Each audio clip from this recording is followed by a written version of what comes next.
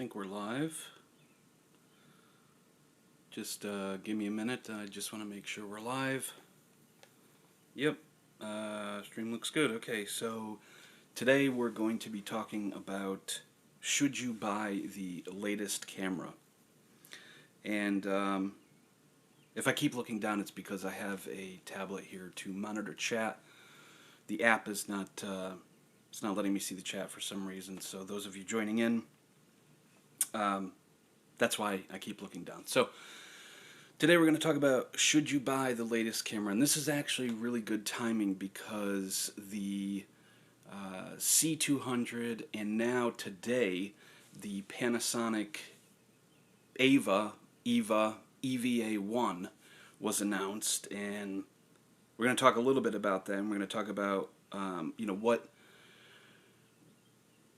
whether or not you should be looking at new cameras, and if your camera that you currently have is capable to do the job. So let's just give it a second, let some people fill in here. Okay, I see we got a couple people watching.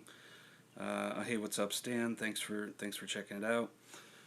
So we'll start off with the big announcement today. For those of you who don't know, Cinegear was announced, or Cinegear, the expo in California, happened today. I think it's been going on the 1st to the 4th, something like that. And at that event, Panasonic announced a new camera called the EVA1, and it sits between the GH5 and the VariCam LT. And that's pretty interesting because Canon just recently came out with the C200. If you haven't seen that, you can check out the specs. And the C200 looks very interesting, although there are some gripes I have about the camera. But it's perfect timing because, trying to get rid of the notifications. It's perfect timing because, and there goes my tablet powering off, so I can't see the chat. So it's perfect timing because this is a great topic to cover. Should you even be looking at new cameras? Well, let's talk about what you already have. Currently, I already have a GH5 and a GH4 as a backup camera. And I also own the A6500. So I have 3 cameras. A lot of people don't need 3 cameras. And the reason why I have 3 cameras is I use each one for specific jobs, but also I do multicam shooting. And as kind of a one-man band, that's kind of critical. So I have multiple cameras. But for me, I didn't want to just run out and get the latest, greatest thing when I purchased the GH5 or even the A6500. For me, it was taking a good long look at the equipment that I had currently and assessing whether or not I could justify the upgrade in features, if that would help me get the work done better, faster, easier, and help my clients by saving them money. So I felt like I was having inadequate tools, so that's why I decided to make an investment in those cameras. For you, it may be different. For you, it may just be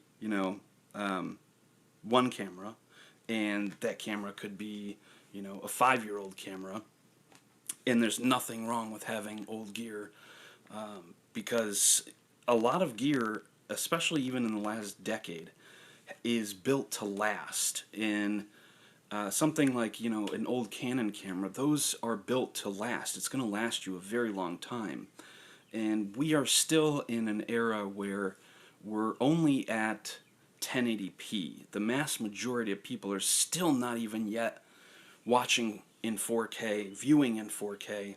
A lot of people now are shooting in 4K, which is great. It's future-proofing, but the world hasn't really yet moved to 4K as the #1 medium choice.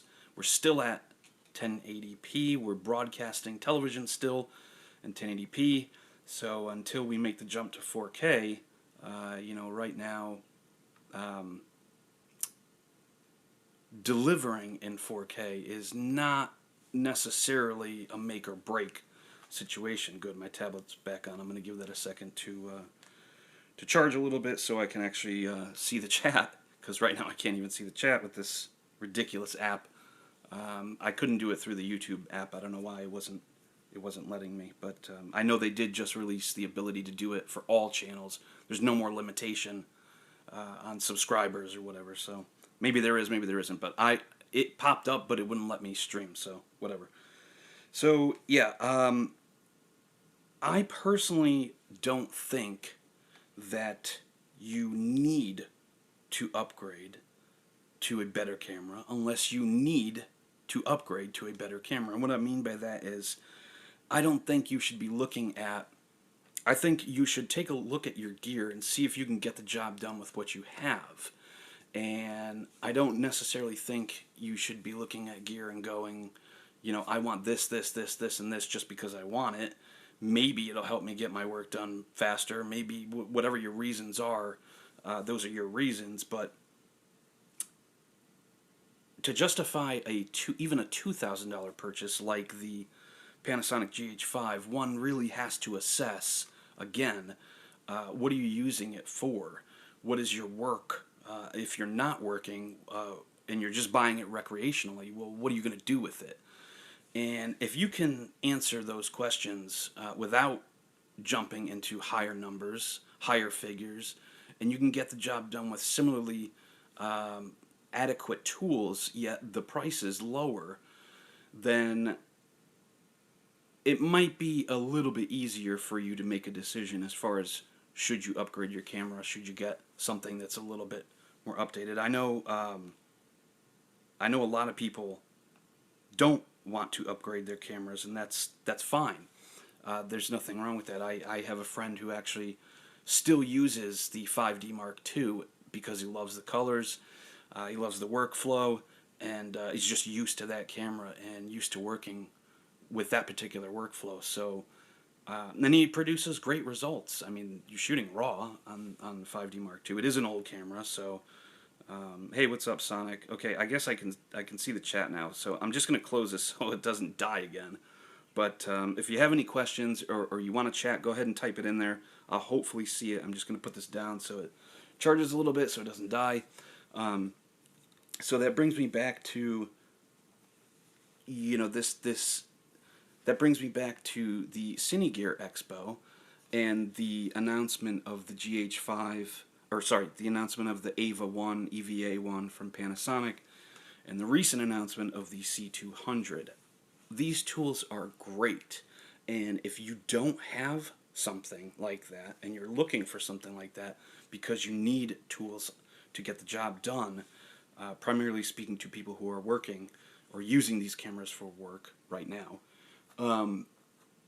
it's interesting with the feature set that they're coming out with, especially for the price. Everybody seems to be competing with each other. It looks like to me the market, Blackmagic Design has set a standard with the Ursa Mini 4.6K, in my opinion. And at that price point, that standard is pretty high. And I think Canon with the C200, let me know in the comments, and let me know in the live chat too. If you're watching this on the replay, let me know in the comments below. And if you're watching it live, let me know in the live chat. But I think the C200 is a direct answer to the Blackmagic Ursa Mini 4.6K and Pro. And I think the AVA1, EVA1 from Panasonic is also, yeah, you can shoot with any gear. You can shoot with any gear you want. Absolutely, Stan. And yeah, the info is out. Shiz, thanks for joining, by the way. Guys, thanks for joining the live stream. I appreciate it. Leave your thoughts. Let's discuss. Should you upgrade your camera? Should you not? I'd love to hear what you guys have to say. Yeah, Shiz, the announcement was made a little while ago. New Panasonic camera that sits in between the VariCam LT and the Panasonic GH5. So it is a little bit more expensive. Now, the specs on that camera are great, but they didn't clarify a lot of things. You know, does it shoot 10-bit in all modes? Is it 10-bit SDI only? Is it 10-bit? Is it raw SDI only when the firmware comes out? Is it HDMI? You know, they didn't. How many SD card slots does it have? Is it recording raw on the SD card slots? They didn't really discuss a lot of information about it, but it does look like an exciting camera. Now, the price tag, they kind of did like a little play to the audience, basically saying, would you pay, you know, 15 grand for this camera? And everyone was like, oh God, you know, throwing up in their mouths, 15 grand, no way. And then they were like, would you pay 10 grand for this camera? And everyone was like, no, no, lower, lower. And they were like, would you pay 8 grand for this camera? Or, sorry, less than 8 grand for this camera? Some people were going, yeah, maybe. Other people were going, no, that's still too high, lower, lower, lower. So they basically said it's less than 8 grand, which it is still kind of a lot. It is internal. Okay, great. Thanks, Dan. Yeah, 4K 60p, 2K up to 240p, 422 10-bit. It is internal. Great. So they did kind of play the audience a little bit, but again, a lot of the, don't let the marketing and the promotion fool you. It's designed to make you go, wow, that camera's amazing. I have to have that. I have to go out and I have to spend the money.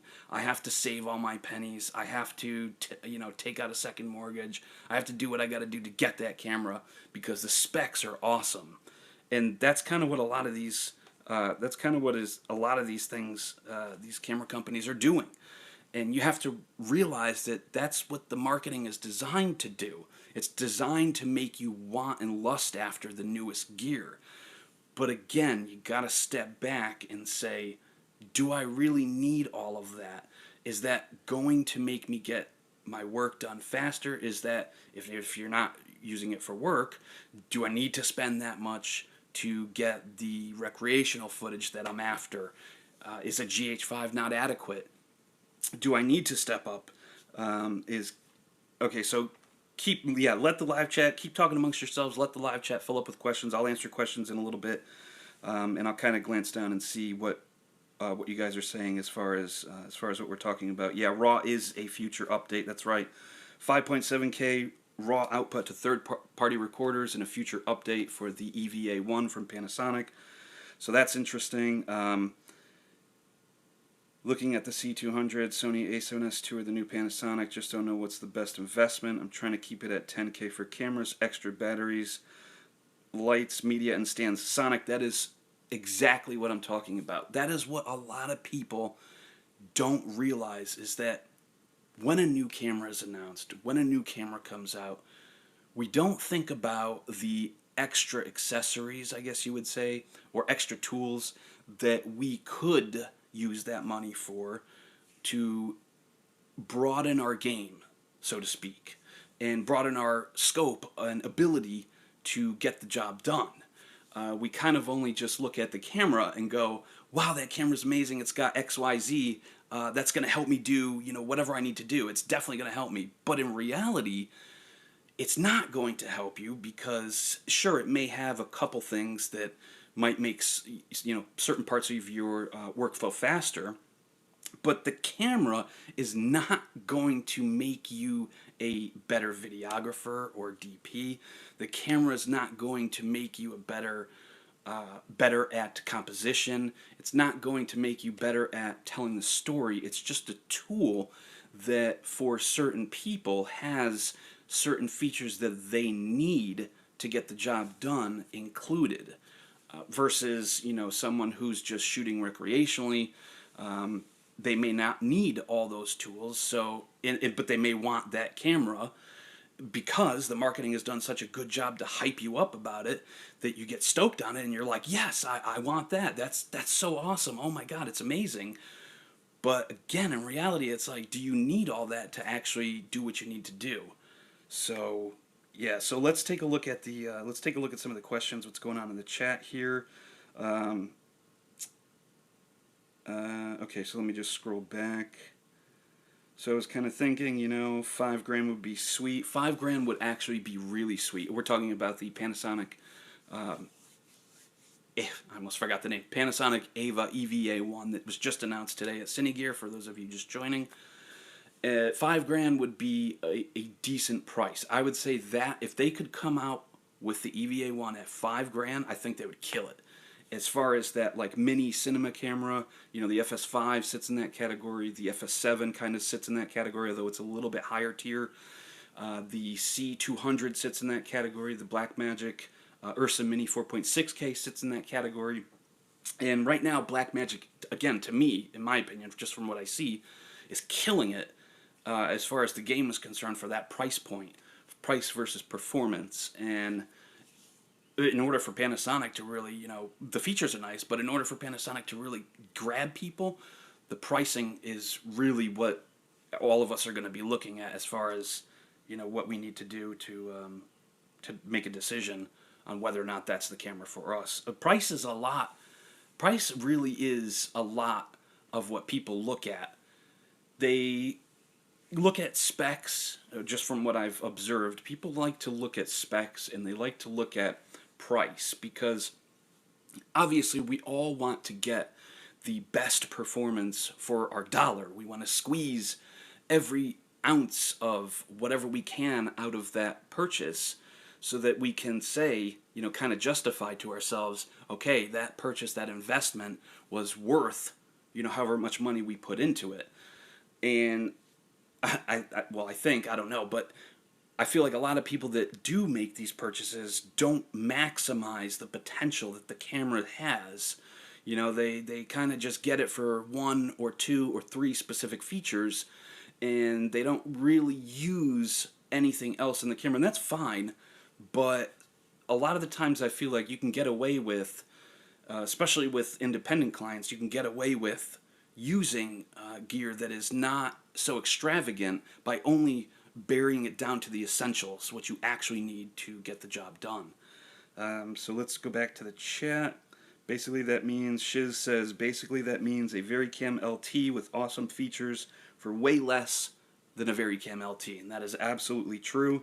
Stan says A7S3 is what I'm waiting for. That is what I'm waiting for too.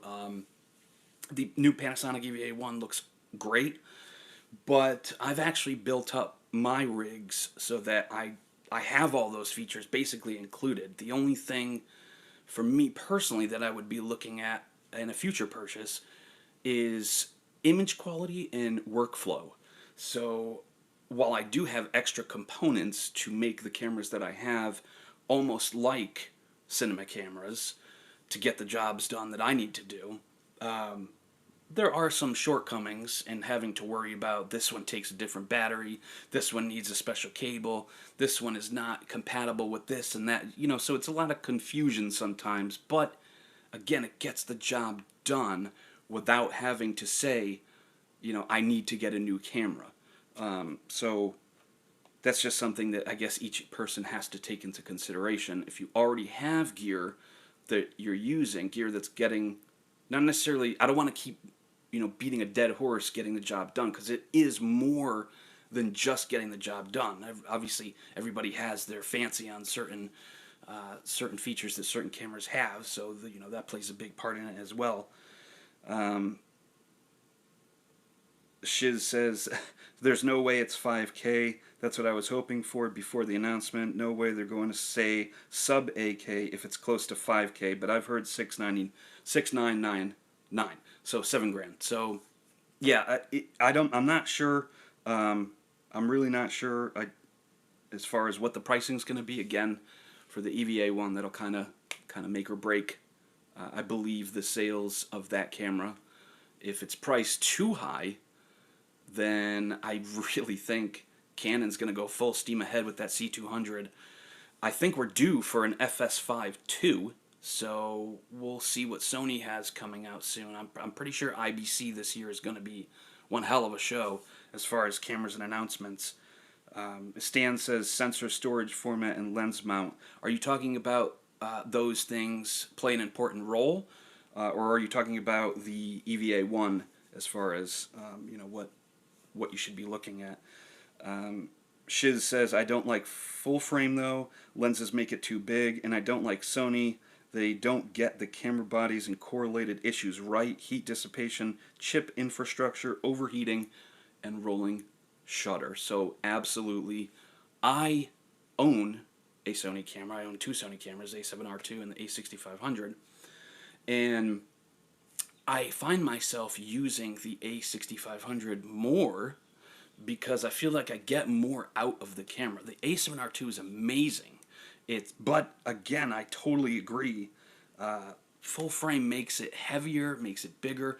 But if we're talking about like all these other mini cinema cameras, then full frame is, it's not that much bigger than some of these other cameras. But the biggest shortcomings I have, as far as Sony has, is in terms of their cameras. Yes, exactly, Stan. Okay, so Stan, you're saying A7R2 is garbage. Funny, Stan. Yeah, you're talking. Okay, so you're talking about what you look for in a camera: sensor, storage, format, and lens mount.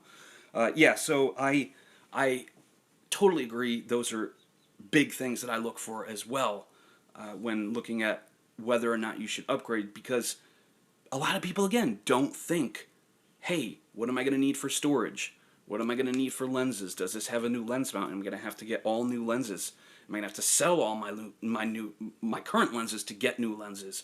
And then not only storage as far as the camera media is concerned, because some cameras take CFast, some cameras take SD, some cameras take XQD, all sorts of formats.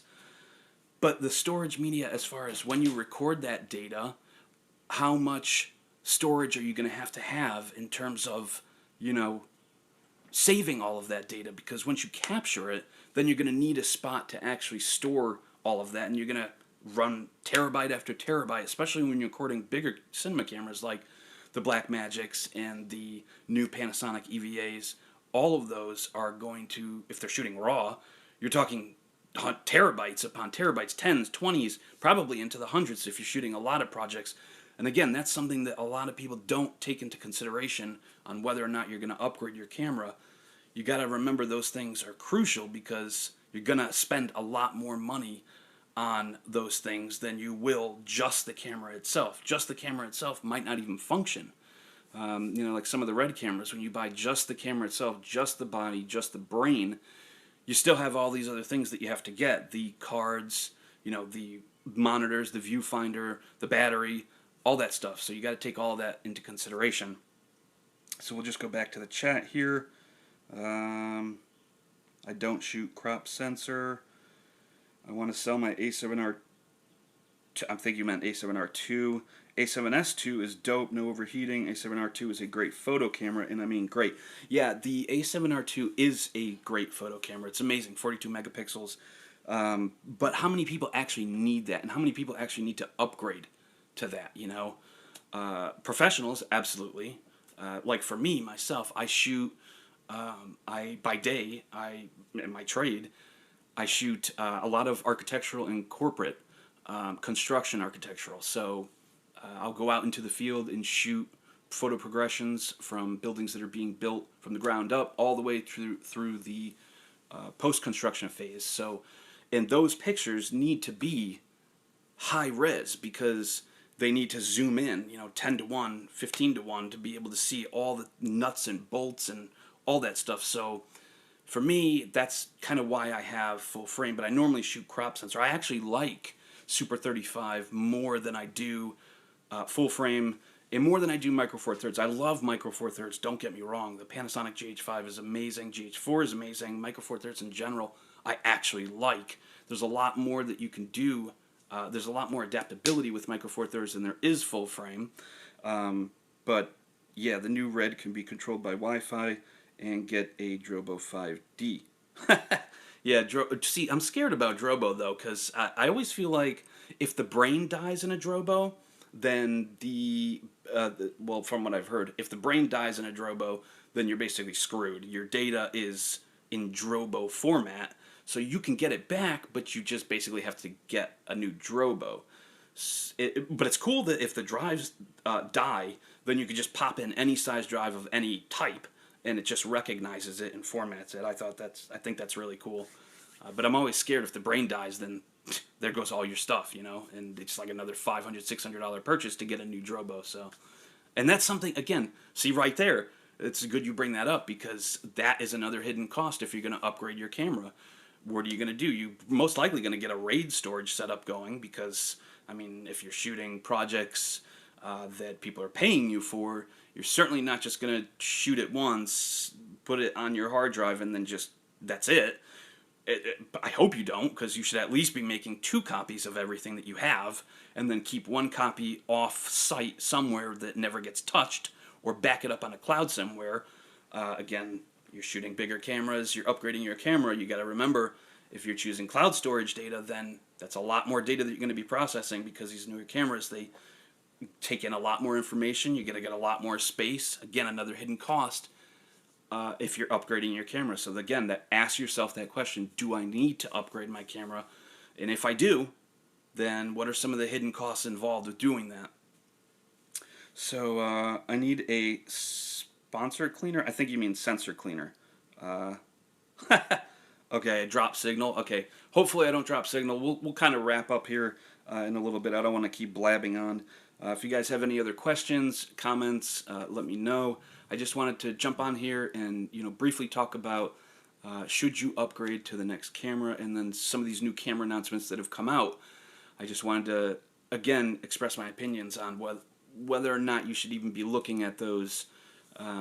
As cool as they are, as awesome as they are, don't get me wrong, I love tech innovations, and I love all of the camera manufacturers looking at what each other has and saying, okay, how can we make our stuff better? You know, how can we improve the end user's performance, and how can we make them happier as, you know, customers? And that's great, but, you know, I also think you got to watch out for them, because, again, they're camera companies, they're camera manufacturers. They want to sell you the latest, greatest product. And while all those features are great, and they will eventually trickle down to smaller cameras, for example, like the dual pixel autofocus is making its way down into the smaller, I forget what EFM mount, I think it is, cameras, if I'm not mistaken, the M5 that just came out, or M6 or whatever. Those technologies will eventually make their way down to smaller cameras. Again, the cinema cameras, those technologies will make their way down into the smaller cameras eventually. So that's another thing you got to consider too, is when you're thinking, should I upgrade right now? Is it imperative for me to upgrade right now, or should I wait? Okay, my tablet died, so I can't check the chat anymore. So we'll wrap up here shortly. But again, thinking about it like that, I just lost my train of thought. Basically, when we're talking about should I upgrade, you know, when those new cameras come out, or when a new announcement is made, you need to, well, you should think about what is right around the corner. What is coming out in the future? Not the distant future, because obviously if you need to get the job done now and your tools are lacking, and you're really looking at a camera like, okay, this is actually going to help me get things that I need to do done, and you're looking at it in current times, again, you got to think, what is right around the corner? Stan mentioned the A7S3. I'm very interested in the A7S3, because that most likely is going to, again, I said it in my previous video, or previous live stream, that again is going to be I feel like the frame rate is going like wild. Let me just turn up this light here a little bit. Hopefully that'll speed up the frame rate. So it's probably blowing me out. I have no control over this ridiculous app, but yeah, what is right around the corner? The A7S3 is most likely a direct competitor to the GH5, and the GH5 having 4210-bit internal 4K 60p, the A7S with its amazing low light ability, although I hate several things about the Sony system, the battery life, the menus, my god, that horrible Wi-Fi app. Why can't we control every single function the camera has from the Wi-Fi app? Oh my god, I hate that. It literally drives me crazy on my A6500. I can only control certain things. I can't even get the picture styles that I want. Like, why? Anyway, getting off on a tangent. So when you're, I totally lost my train of thought. Oh, so the A7S3. So again, direct competitor to GH5. It's probably going to have 60 frames per second. Probably going to be 10-bit. We'll see. I don't know. Every alpha camera has been 8-bit so far. So I'm not really sure if it's going to be 10-bit, but it would be really nice if it was 10-bit. But I won't hold my breath. But yeah, so just wrapping up, if you're thinking about, purchasing a new camera, if you're looking at your current equipment and saying, I can't get what I need to do done with what I've got, then take it all in, take in what's right now, look at everything now and say, do I need this? Do I need that? What are the hidden costs? What's the advantage to this than what I have right now? And what is coming up around the corner in the future? Because if, let's say in July, Panasonic announces a new camera and it's amazing and it's awesome, yet in September, October, Sony announces a new camera that has all of those features and then some, and the price is even more competitive, it might be in your best interest to wait and see what else is available and what else is coming out. That way, you really feel like you've gotten the best bang for your buck, so to speak. Again, a lot of people, when they see a new camera, when they decide on making a purchase, they want to get the most out of the money that they've spent. We all want to feel that way, so we don't want to feel like we got duped or that our camera is inferior to anybody else's camera. But, we also want to make sure that what we just spent is a wise decision, and it's going to last us for however many years it's going to, last us for. When I purchase a camera, I always try to say, how long can I use this for? I want to use this for years, until it gets to the point where I can no longer get the images that I'm after. I can no longer have the workflow that I want. I want something better. I want a better workflow. I want better images. Whatever the case may be, it varies from person to person. That's when you should really consider upgrading your camera. You shouldn't really consider upgrading your camera if you really don't need to. So I'm going to end the live stream there. Thank you guys so much for checking out my live stream. I appreciate it. Thank you everybody in the chat. I'm just going to check the chat real quick to see if there's any other questions or comments that you guys left. Sorry this is so stupid, but I couldn't stream through the app for some reason, so I'm using my tablet to watch the chat. So looks like, don't know, then probably do think it's a little dirty. Panasonic announced they'd upgrade the older f2.8 zooms for Dual IS2, then probably got slapped by the marketing department who said, no way, we need to sell the new lenses. Stuff like that is a bit messed up. Absolutely, stuff like that is a bit messed up. I bought the V1, the 12-35, and I was really hoping that we were going to be able to get Dual IS2 with the update, but, it's only available on the V2. I rented the V2. It's nothing special. It's the same optics, literally the same glass. The only difference is a stop and a half of I almost said exposure compensation, stop and a half of stabilization. That's the only difference. And in fact, in my testing, yeah, I know, Shiz. I'm ending now. In my experience with renting the V2, it was way more wobbly than the V1 as far as the stabilization was concerned. So if you've got the 12-35 V1, it's a good lens. Don't worry about it. It's not that big of a deal from Dual IS1 to Dual IS2, but it's not worth, upgrading. So same thing with your lenses. Same thing with all the other gear. Take a look at it and say, do I really need to upgrade this gear? Do I really need, to buy something new, or can I take that money, those funds, and put that into something better? Take a trip. Take a trip to somewhere you've never been and shoot video at a place that you've never seen. That is way more valuable than any camera that you could possibly buy. going to Patagonia and shooting there. That is an experience that will stay with you forever, and that footage that you capture from that experience will most likely change you as a shooter, and you can look back on it and say, I remember that time when I took that footage, you know, and look at the progression that where I've come from there to now. So, again, when you shoot and you're thinking about upgrading your camera, ask yourself, do I really need to upgrade to the latest and greatest? Again, thank you guys so much for watching my live stream. Links in the description for those of you on the replay. Leave some comments below. Let's have a discussion. Check out all my links, Instagram, Facebook, YouTube, all that stuff. I'll catch you guys later. Peace.